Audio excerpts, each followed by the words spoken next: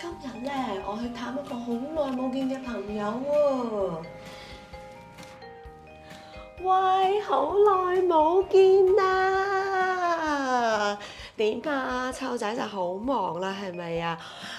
明仔，哇咁大個啦已經，哇好耐冇見啦！啊，我對鞋擺入邊定係擺出邊啊？哦，擺出邊 ，OK。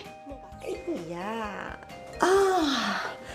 似乎你哋頭先去玩完喎。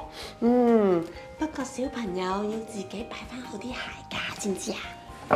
等我幫你擺啦。OK。哦，OK。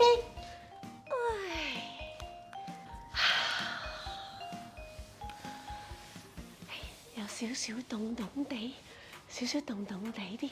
你哋平時都係開冷氣多，少啲開窗㗎。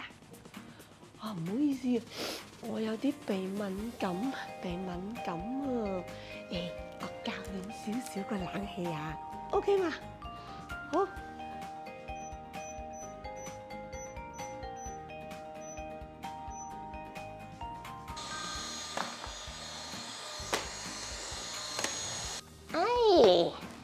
小事，平時啊，我都要成日吸塵嘅，因為我啲貓啊都係有好多毛啊，我啲頭髮咧又長喎，所以咧我屋企都係好多毛啦，同埋頭髮嘅。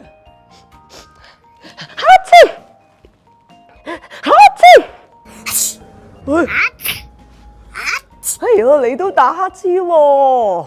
但係記住，我哋打乞嗤啊，要遮住個口仔同埋鼻仔㗎。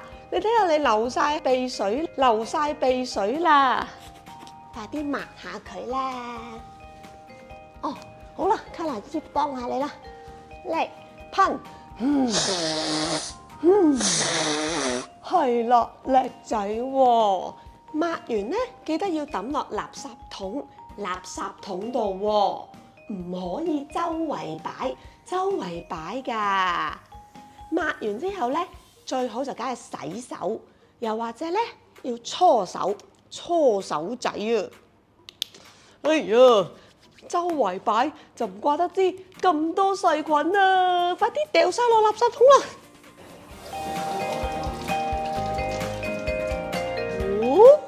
呢本新書係你㗎？小火龍大戰噴刺龍，我哋一齊睇啊！哦，喺森林裏邊，動物咧都喺度練習喎，為咗1個月後嘅天才表演咧做準備啊！咦？但係大樹下邊，小火龍一個喺度坐，冇離神器，小獅咧就陪住佢，點解咧？哦，原來小火龍咧係上年嘅冠軍嚟嘅喎，佢可以一口氣噴咗一啲紅大火出嚟，好威風啊！但係最近小火龍成日都打乞嗤，連噴出嚟嗰啲火啊都冇離神器啦，同埋成日隻眼咧都紅啦，個鼻咧又好痕啊！而啲眼淚水啊、鼻水啊，都噴到亂七八糟。乞嗤！哦，小火龍咧好唔中意自己變咗做噴刺龍啊！個鼻仔太難受啦，打乞嗤太難受啦，而眼睛亦都太難受啦。我明明係好威風嘅小火龍嚟㗎嘛！小獅就話啦：我哋去揾幫手，好唔好啊？小獅帶咗小火龍咧去睇醫生，醫生咧就幫小火龍檢查個鼻仔，然後就教佢哋一個新名，叫做過敏性鼻炎。過敏性鼻炎亦都叫做鼻敏感喎。原來我哋都可能會對唔同嘅嘢過敏感噶，例如係花粉啦，又或者一啲嘅灰塵啦。小火龍咧就係因為接觸到呢啲致敏原個鼻腔鼻腔咧就發炎同埋腫咗喎，所以就有鼻塞塞，搞到鼻塞塞、鼻塞啦。亦都有流鼻水，又或者打乞嗤，成日都打乞嗤添啊！醫生就話，只要咧避開嗰啲致敏源，食好、瞓好，同埋做運動多啲，乖乖咁樣用藥咧，噴嚏龍就會慢慢消失㗎啦。終於咧，小火龍返嚟啦，仲話小師有你真係好啦。到咗天才表演嗰日啦，萬眾期待啊！而家天才表演要開始啦！哇！每隻動物咧都使出佢哋嘅看家本領，有噴水啦，又有舉重添喎！哇！小火龍嗰啲火焰啊，好似煙花一樣咧，好好睇，好精彩啊！而家咧，小火龍唔再係噴嚏龍啦，大家咧都好中意圍住佢分享啲美食，有啲好香嘅串燒咁樣喎。小火龍咧亦都留俾最好嘅朋友小獅食啊！小朋友啊，你哋有冇試過變成噴嚏龍？會唔會成日都打乞嗤，仲有流鼻水、鼻痕痕、眼痕痕啊？如果有咧，就要同爸爸媽媽講，問下醫生咯。啊，好得意喎呢一本書。睇下電視先。多謝你邀請我 Dr. Carr。鼻敏感亦都叫做過敏性鼻炎。每2個返學嘅小朋友就有1個有鼻敏感。點解會咁呢？係因為鼻黏膜接觸到致敏源，例如塵蟎、毛髮啊咁，令到身體產生過敏嘅反應，所以會出現鼻塞、打乞嗤、捽眼捽鼻、瞓得差、唔夠瞓。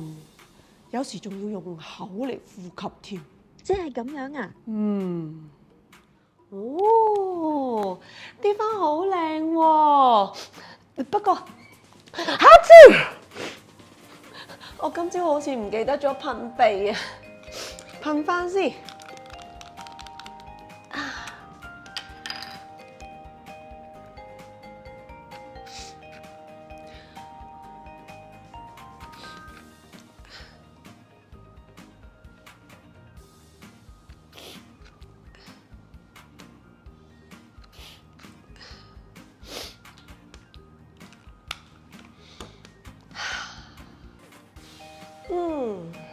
小朋友通常咧，我哋病咗咧會飲藥水或者食藥丸，而皮膚痕咧又會搽藥膏。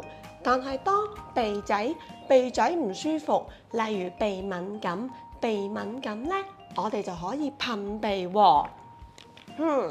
想唔想知道噴鼻係有咩感覺嘅咧？哈，其實咧係好舒服㗎。